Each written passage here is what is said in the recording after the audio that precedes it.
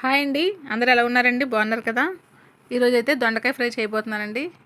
ఈరోజు రెసిపీ దొండకాయ ఫ్రై.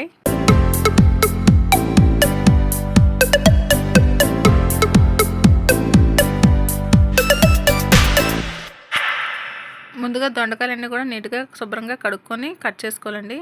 నేనైతే మాత్రం ఈ విధంగా కట్ చేసుకున్నాను. మీకు ఎలా అనిస్తే అలా కట్ చేసుకోవచ్చు. యాక్చువల్గా అయితే వేరే రెసిపీ చేద్దాం అనుకున్నాను, కానీ దొండకాయలు కొద్దిగా పండిపోవడంతోనే ఇలా ఫ్రై చేశాను. కానీ ఫ్రై అయితే మాత్రం చాలా టేస్టీగా చాలా బాగుందండి. నేను 1/2 కేజీ దొండకాయలు తీసుకున్నాను. 1/2 కేజీ దొండకాయల కోసం బియ్యపు పిండి, శనగపిండి, కార్న్ఫ్లోర్ 3 కూడా సమాన కొలతలతో 1½ స్పూన్ చొప్పున తీసుకున్నానండి. నేనైతే 3 సమానంగానే తీసుకున్నాను. వీటితో పాటుగా సరిపడా సాల్టు, కారం వేసుకోవాలండి. కొద్దిగా అల్లం వెల్లుల్లి పేస్ట్ వేసాను. మీకు నచ్చితే వేసుకోవచ్చు, లేదంటే అది స్కిప్ చేసేయచ్చు. కావాలనుకున్న వాళ్ళు ఫుడ్ కలర్ కూడా వేసుకోవచ్చు అండి. నేనైతే మాత్రం ఫుడ్ కలర్ వాడలేదు. వీటన్నిటిని కూడా బాగా కలిసేటట్టుగా ముందు బాగా కలుపుకోవాలి. ఈ పిండి మొత్తం అన్నీ బాగా కలిసేట్టుగా బాగా కలుపుకున్న తర్వాత అప్పుడు మనం కట్ చేసి పెట్టుకున్న దొండకాయ ముక్కలను ఇందులో వేసుకొని వాటర్ ఏం వేయవసరం లేదండి. అవసరమైతే తర్వాత చూద్దాం. నేనైతే మాత్రం వాటర్ వేయలేదు. నాకు ఆ దొండకాయలో ఉండే వాటర్తోనే సరిపోయింది. దొండకాయ ముక్కలన్నింటినీ కూడా ఆ పిండిలో వేసుకొని బాగా కలుపుకుంటే సరిపోతుంది. అవసరం అనుకునే వాళ్ళు కొద్దిగా ఏమైనా పొడి పొడిగా ఉంటే వేసుకోవచ్చు, కొద్దిగా వాటరు. నాకైతే మాత్రం వాటర్ పడలేదు.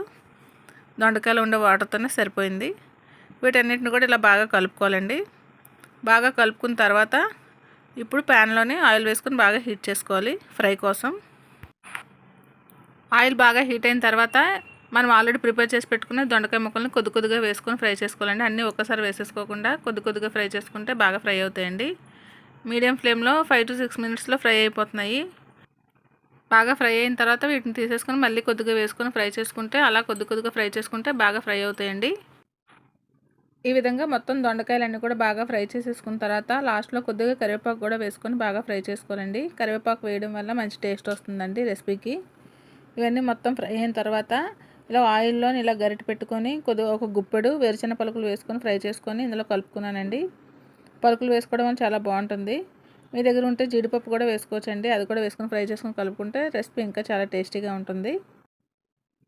ఇప్పుడు అన్నిటిని బాగా ఫ్రై చేసుకున్న తర్వాత అన్నిటిని కూడా ఒకసారి బాగా కలిపేసుకోవాలండి.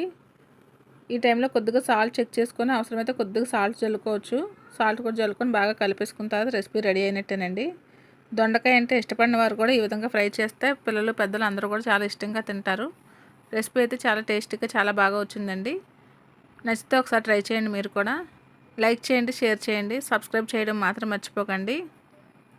థ్యాంక్ యూ అండి. Thank you so much. Thank you.